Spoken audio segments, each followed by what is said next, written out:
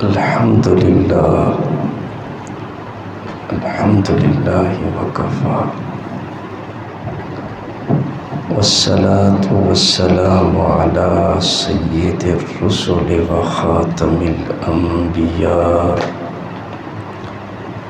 وعلى آله وأصحابه الأتقياء. أما بعد، فأعوذ بالله من الشيطان الرجيم. بسم الله الرحمن الرحيم. وقال ربكم ادعوني أستجب لكم إن الذين يستكبرون عن عبادتي سيدخلون جهنم داخرين. صدق الله العظيم. اللهم صل على سيدنا ومولانا محمد وعلى آل سيدنا ومولانا محمد وبارك وسلم ثم صل عليه.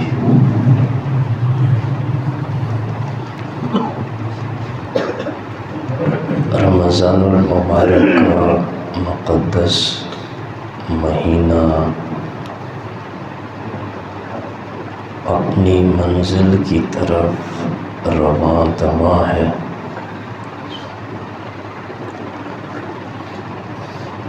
اور اس مہینے کو اللہ کا مہینہ کہا جاتا ہے. اس لیے مناسب یہ سمجھا کہ آج کے اس جمعہ کے خطبہ میں اللہ کی توحید سے متعلق کچھ باتیں عرض کروں کہ اللہ کی ذات کی پہچان ہمیں حاصل ہو جائے، اللہ سے ہمارا تعلق مضبوط ہو جائے اور اللہ کی محبت ہمارے دلوں میں گھر کر جائے. اس کے لیے میں نے نبی کریم صلی اللہ علیہ وسلم کے فرامین میں سے ایک فرمان کا انتخاب کیا. اس فرمان میں آپ علیہ السلام نے اپنے چچا زاد بھائی عبداللہ ابن عباس رضی اللہ تعالی عنہما کو چند نصیحتیں فرمائی ہیں.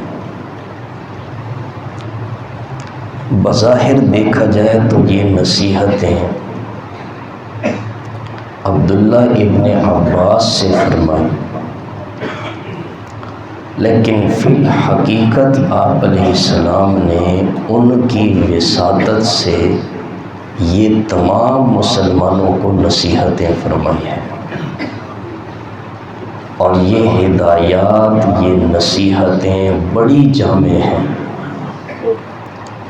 ان پر عمل پیرا ہو سکنے کی صورت میں ایک مسلمان کا ایمان تکمیل پذیر ہوتا ہے. وہ نصیحتیں کیا ہیں؟ حضرت عبداللہ ابن عباس رضی اللہ عنہما خود فرماتے ہیں کہ میں نبی کریم صلی اللہ علیہ وسلم کے پیچھے بیٹھا تھا اور آپ علیہ السلام نے ارشاد فرمایا، یا غلام، اے لڑکے، انی اعلمک کلمات، میں تجھے چند مفید باتیں سکھانے لگا ہوں. سب سے پہلے حضور علیہ السلام نے انہیں اپنی طرف متوجہ کیا، اس لیے کہ جب بندہ توجہ سے بات سنتا ہے تو اسے سمجھ آتی ہے۔ آپ نے سب سے پہلے انہیں اپنی طرف متوجہ کیا کہ میں تجھے چند باتیں سکھانے لگا ہوں، اس لیے انہیں پوری توجہ سے اور غور سے سن۔ اور پہلی نصیحت فرماتے ہیں کہ حضور علیہ السلام نے مجھے یہ فرمائی، احفظ اللہ یحفظک، احفظ اللہ تجاہک، کہ اے لڑکے تو اللہ کی حفاظت کر، یعنی اللہ کے احکام کی پابندی کر، اللہ تیری حفاظت کرے گا۔ تو اللہ کے احکام کی پابندی کر تو اللہ کو اپنے سامنے پائے گا۔ یہ مختصر سی پہلی نصیحت نبی کریم صلی اللہ علیہ وسلم نے فرمائی، اور نصیحت ہم سب کے لیے ہے۔ اس کا مطلب کیا ہے؟ احفظ اللہ یحفظک، کہ جب تک تم اللہ کے احکام کی پابندی کرو گے، اللہ کے احکام کی اطاعت کرو گے، فرائض کی پابندی کرو گے، اللہ کے حقوق کو صحیح معنوں میں ادا کرو گے، اللہ کریم تمہاری خود حفاظت فرمائے گا۔ اس کی رحمت، اس کی برکت ہر وقت تمہارے ساتھ شامل حال رہے گی، قدم قدم پہ اللہ کریم تمہاری حفاظت فرمائیں گے۔ اور یہ حقیقت ہے کہ جو شخص اللہ کے احکام کا پابند ہے، فرائض کو ادا کرتا ہے، اللہ کے حقوق ادا کرتا ہے، اس کی مرضی کے مطابق چلتا ہے، شریعت کو اپنے وجود میں نافذ کرتا ہے، تو اللہ کریم اس بندے کی ہر جگہ پہ خود حفاظت فرماتے ہیں۔ اور آپ جانتے ہیں کہ قرآن و حدیث یہ ایک دوسرے کی تشریح کرتے ہیں۔ اب قرآن پاک کی آیت سنیں، وَمَن يَتَّقِ اللَّهَ، اللہ کریم فرماتے ہیں جو شخص اللہ سے ڈرتا ہے اور اللہ کے احکام کی پابندی بھی وہی کر سکتا ہے جس کے دل میں کس کا ڈر ہو؟ اللہ کا ڈر ہو۔ بندہ نماز پڑھتا ہے، اس کے دل میں یہ ایک خیال موجود ہے، احساس موجود ہے کہ اگر نہیں پڑھوں گا میں نے اللہ کو حساب دینا ہے۔ روزہ رکھتا ہے، زکوٰۃ دیتا ہے، حج ادا کرتا ہے، امر بالمعروف اور نہی عن المنکر کرتا ہے، جو یہ بھی اللہ کی طرف سے کیا ہے؟ فریضہ ہے۔ ان چیزوں کو وہ تب ہی ادا کرتا ہے کہ اس کے دل میں اللہ کا ڈر موجود ہے کہ میں نے اللہ کو جواب دینا ہے۔ تو فرمایا وَمَن يَتَّقِ اللَّهَ، جو شخص اللہ سے ڈرتا ہے، اللہ کے احکام کی پابندی کرتا ہے، اللہ کریم فرماتے ہیں یجعل لہ مخرجا، اللہ اس کے لیے خلاصی کی کوئی نہ کوئی صورت پیدا کر دے گا۔ سبحان اللہ۔ قرآن پاک کی آیت اللہ کرے ہمیں سمجھ آ جائے، اس میں بڑی گہرائی ہوتی ہے۔ فرمایا جو شخص اللہ سے ڈرتا ہے، اس کے احکام کی پابندی کرتا ہے، اللہ اس کے لیے خلاصی کی کوئی نہ کوئی صورت پیدا کر دیتا ہے۔ جو اللہ کے احکام کا پابند بندہ ہے وہ کسی مصیبت میں مبتلا ہے، کسی پریشانی میں ہے، آزمائش میں ہے، کسی بیماری میں مبتلا ہے، اللہ کریم اس آزمائش سے، اس بیماری سے، اس مصیبت سے، اس مشکل سے نکلنے کا اس کے لیے راستہ خود پیدا فرما دیتے ہیں۔ کتنی بڑی بات ہے۔ جو اللہ کے احکام کا پابند ہے اللہ اس کی حفاظت خود فرماتے ہیں۔ اور یہاں پہ بس نہیں کیا، آگے اللہ کریم فرماتے ہیں وَيَجْعَلْ لَهُ مَخْرَجًا وَيَرْزُقْهُ مِنْ حَيْثُ لَا يَحْتَسِبُ۔ جو اللہ کے احکام کا پابند ہے اللہ ایسی جگہ سے اسے رزق پہنچائے گا جہاں سے اسے کچھ ملنے تک کا خیال نہیں ہوگا۔ روزی کے معاملے میں بھی اللہ کریم اسے پریشان نہیں فرماتے، ایسی جگہ سے روزی کا انتظام کر دیتے ہیں جہاں سے بندے کا تصور بھی نہیں ہوتا۔ وَيَرْزُقْهُ مِنْ حَيْثُ لَا يَحْتَسِبُ۔ تو عرض کر رہا تھا کہ جو بندہ اللہ کا بن جائے تو اللہ اس کا بن جاتا ہے، اور اللہ جس کا بن جائے تو اس کا بیڑا پار ہے۔ اللہ دنیا اور آخرت میں اس بندے کی قدم قدم پہ حفاظت فرماتے ہیں۔ تو یہ نبی کریم صلی اللہ علیہ وسلم نے پہلی نصیحت فرمائی ہے اپنے چچا زاد بھائی عبداللہ ابن عباس کو کہ احفظ اللہ یحفظ کا، اے لڑکے تو اللہ کے احکام کی پابندی کر، تو اللہ کے احکام کا خیال رکھ، اللہ کریم تیرا خیال رکھیں گے۔ جو اللہ کے احکام کا خیال رکھتا ہے تو اللہ اتنی بڑی ذات ہے وہ بندے کا خیال نہیں رکھے گا، یقیناً رکھے گا۔ اور اللہ ہر وقت ہماری حفاظت کے لیے تیار ہے۔ ضرورت اس بات کی ہے کہ ہم اللہ کے احکام کے پابند بن جائیں، اللہ قدم قدم پہ حفاظت فرمائیں گے۔ اور دوسری نصیحت قرآن پاک کی آیات بھی انشاءاللہ اس کے ساتھ ساتھ آپ کے سامنے رکھوں گا۔ دوسری نصیحت نبی کریم صلی اللہ علیہ وسلم نے یہ فرمائی اذا سألت فاسأل اللہ، کہ جب بھی مانگنا ہو تو صرف اللہ سے مانگو، سوال کرنا ہو تو صرف کس سے کریں؟ اللہ سے کریں۔ اس کا تعلق توحید سے ہے کہ انسان اپنی ہر قسم کی ضرورت صرف اللہ کے سامنے پیش کرے، وہی حاجت روا ہے، وہی مشکل کشا ہے۔ اللہ کے سوا کائنات میں کوئی کسی کی ضرورتوں کو پورا نہیں کر سکتا، بلکہ اگر کوئی معمولی سی چیز بھی ضرورت ہو تو اس کے لیے بھی رب کے سامنے ہاتھ اٹھا کر اس سے مانگے۔ حدیث پاک میں آتا ہے رسول اللہ صلی اللہ علیہ وسلم نے ارشاد فرمایا اپنی تمام حاجات اپنے رب سے مانگو۔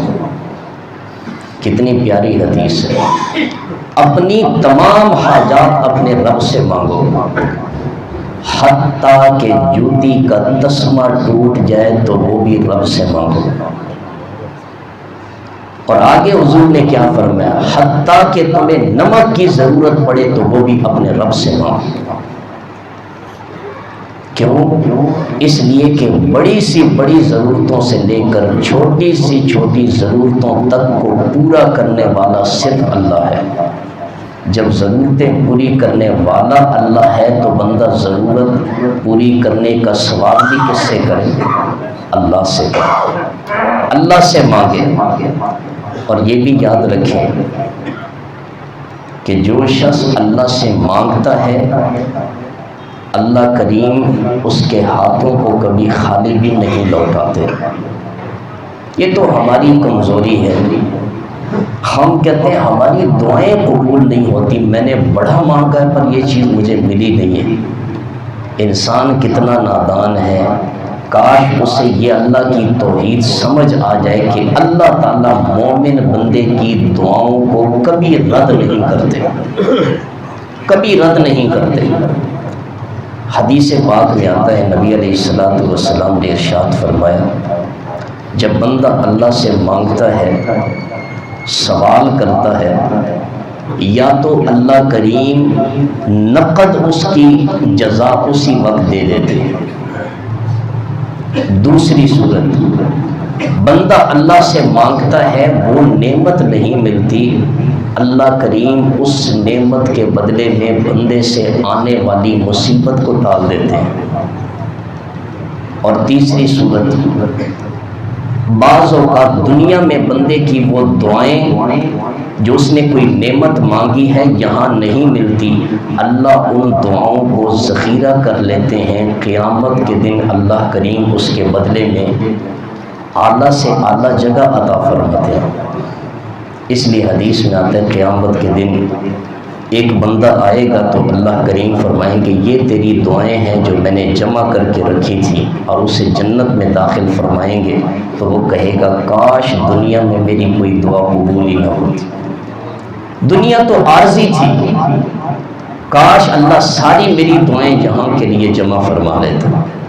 تو میں عرض کر رہا ہوں کہ مسلمان بندہ کبھی یہ تصور بھی نہ کرے کہ اللہ میری دعائیں قبول نہیں کرتا، اللہ ضرور اس کی دعائیں قبول کرتے ہیں، کمی کوئی ہماری طرف سے ہوتی ہے، یقین میں کمی ہو سکتی ہے۔ تو اس لیے فرمایا کہ جب بھی مانگنا ہو اللہ سے مانگو، اور جب اللہ سے مانگو گے تو اللہ تمہاری دعاؤں کو قبول کر کے ضرور کچھ نہ کچھ عطا بھی فرماتے ہیں۔ حدیث پاک ہے آپ علیہ الصلوۃ والسلام نے ارشاد فرمایا اللہ صاحب حیا و کرم ہے، اللہ صاحب حیا و کرم ہے، جب بندہ اللہ سے مانگتا ہے اس کے سامنے ہاتھ پھیلاتا ہے۔ یہ حدیث توجہ سے سن، اللہ صاحب حیا و کرم ہے، جب بندہ اللہ کے سامنے ہاتھ پھیلاتا ہے، اس کے سامنے اپنی حاجت پیش کرتا ہے، اپنی ضرورت پیش کرتا ہے، یا اللہ میری یہ حاجت ہے پوری فرما دے، میری یہ ضرورت ہے پوری فرما دے، مجھے یہ نعمت عطا کر دے۔ رسول اللہ صلی اللہ علیہ وسلم نے ارشاد فرمایا اللہ کو شرم آتی ہے اس بات سے کہ وہ اپنے بندے کے ہاتھ خالی واپس کر دے۔ جو ذات اتنی مہربان ہے کہ بندہ اس کے سامنے ہاتھ پھیلائے تو اس کے ہاتھوں کو خالی واپس نہیں کرتا، تو پھر مانگنا اس ذات سے چاہیے کہ نہیں؟ اسی ذات سے مانگنا چاہیے۔ اور اس کا یہ اعلان ہے قال ربکم ادعونی، تمہارا رب کہتا ہے مجھ سے مانگو، مجھ سے سوال کرو، میرے سامنے اپنی حاجتیں رکھو، استجب لکم، تمہاری دعاؤں کو میں قبول کر کے تمہیں وہ میں عطا کروں گا۔ جب اس کا اعلان ہے تو پھر مومن بندے کو ہر وقت اپنی جھولی رب کے سامنے پھیلانی چاہیے، ہر وقت اپنے رب سے مانگتا رہے، چاہے کوئی چھوٹی حاجت ہو چاہے کوئی بڑی حاجت ہو۔ نبی کریم صلی اللہ علیہ وسلم کی سیرت پڑھیں، یہ قرآن کیا ہے؟ اللہ نے جو اس قرآن میں اپنے نبی کے اخلاق بیان کیے ہیں وہ کیا تھے؟ آپ کی سیرت پڑھیں، یہ قرآن کی عملی تصویر ہے۔ آپ علیہ السلام نے ہر پریشانی میں، ہر ضرورت کے وقت درخواست کی ہے تو صرف رب سے کی ہے، کسی اور سے سوال نہیں کیا۔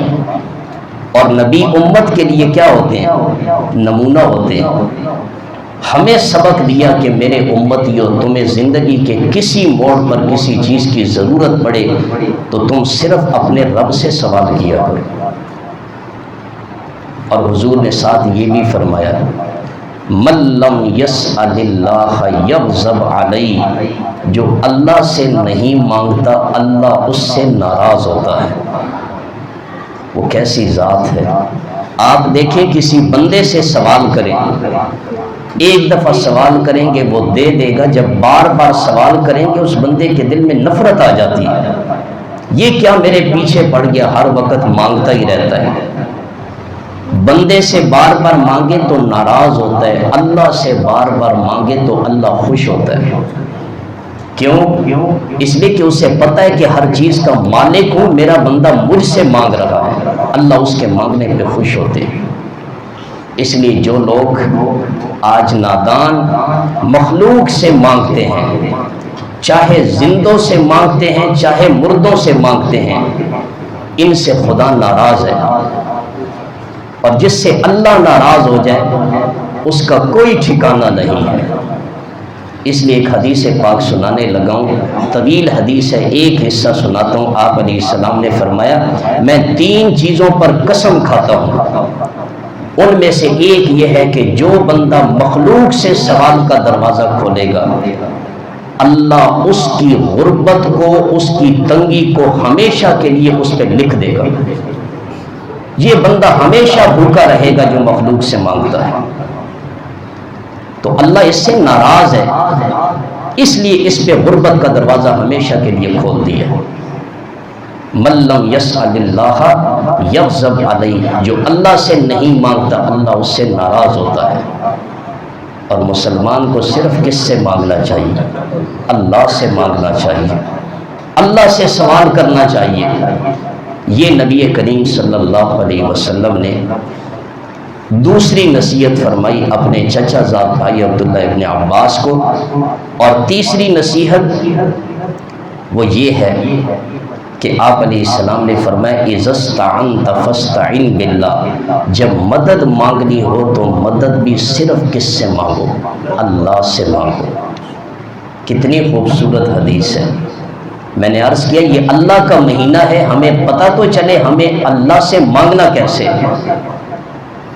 ہمارا اللہ سے تعلق کیسے مضبوط ہوگا۔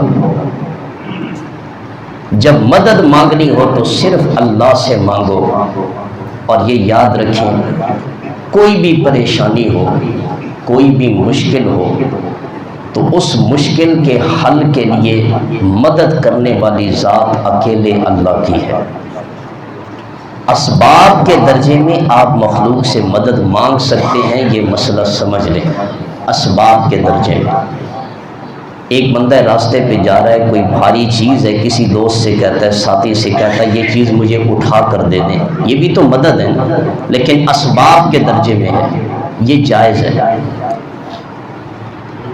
ایک بندہ کسی سے کسی ضرورت کے وقت کوئی چیز، کوئی مدد طلب کرتا ہے، اس کو شریعت کی اصطلاح میں تعاون کہتے ہیں، اور قرآن کا حکم ہے وَتَعَاوَنُوا عَلَى الْبِرِّ وَالتَّقْوَى، نیکی اور تقوی کے کاموں میں ایک دوسرے کے ساتھ تعاون کرو، اس پہ اللہ خوش ہوتا ہے۔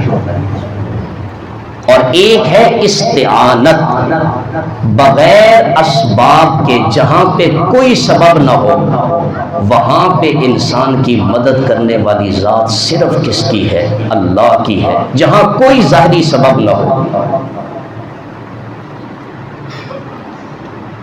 اور نماز میں اللہ کریم ہم سے ہر رکعت میں یہ اقرار کرواتے ہیں، میرے بندے کہو نا ایاک نعبد و ایاک نستعین، ہم صرف تیری ہی عبادت کرتے ہیں اور صرف تجھ ہی سے مدد چاہتے ہیں۔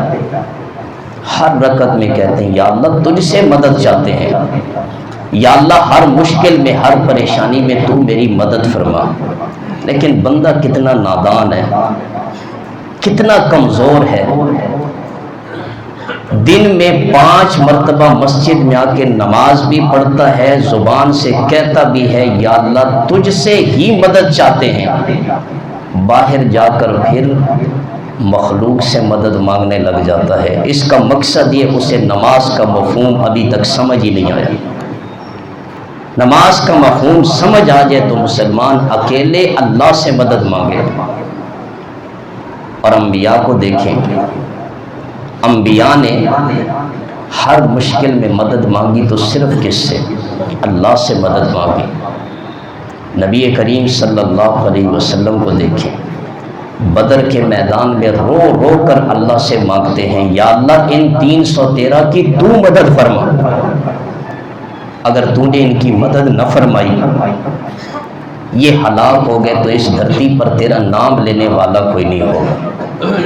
تو اس لیے رسول اللہ صلی اللہ علیہ وسلم نے یہ نصیحت فرمائی، اذا استعنت فاستعن باللہ، کہ اے لڑکے جب بھی تجھے مدد مانگنی ہو تو صرف اللہ سے مدد مانگو۔ اور آخری نصیحت آپ علیہ السلام نے فرمایا، یاد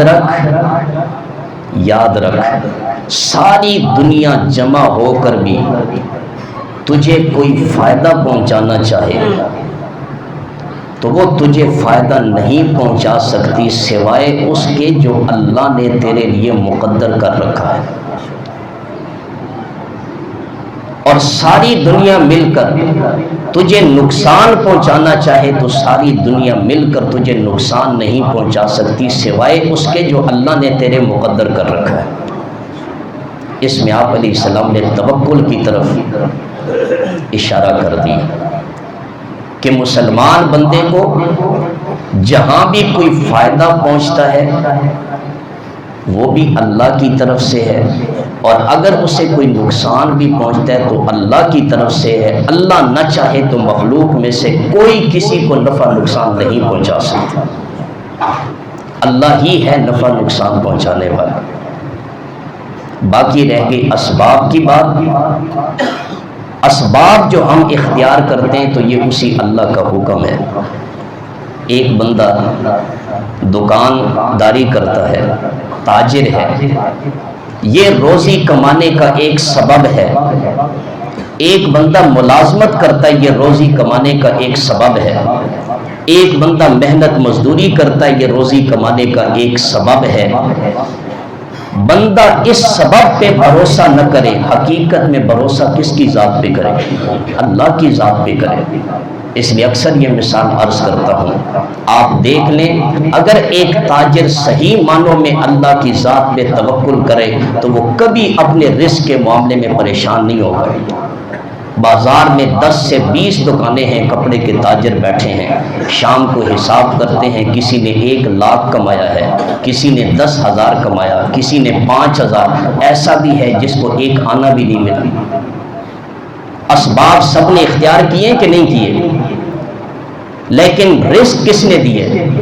اللہ نے۔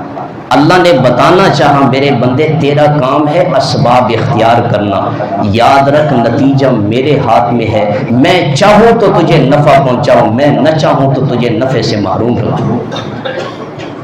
اس لیے فرمایا کہ ساری دنیا جمع ہو کر بھی تجھے کوئی فائدہ پہنچانا چاہے تو نہیں پہنچا سکتی سوائے اس کے جو اللہ نے تیرے لیے مقدر کر رکھا ہے، اور ساری دنیا مل کر تجھے نقصان پہنچانا چاہے نہیں پہنچا سکتی سوائے اس کے جو اللہ نے تیرے مقدر میں کر رکھا ہے۔ یہ نبی کریم صلی اللہ علیہ وسلم کی نصیحتیں تھیں جو آپ نے عبداللہ ابن عباس کی وساطت سے پوری امت کو فرمائی ہیں۔ اللہ تعالی ہمیں نصیحتوں پر عمل کرنے کی توفیق عطا فرمائے۔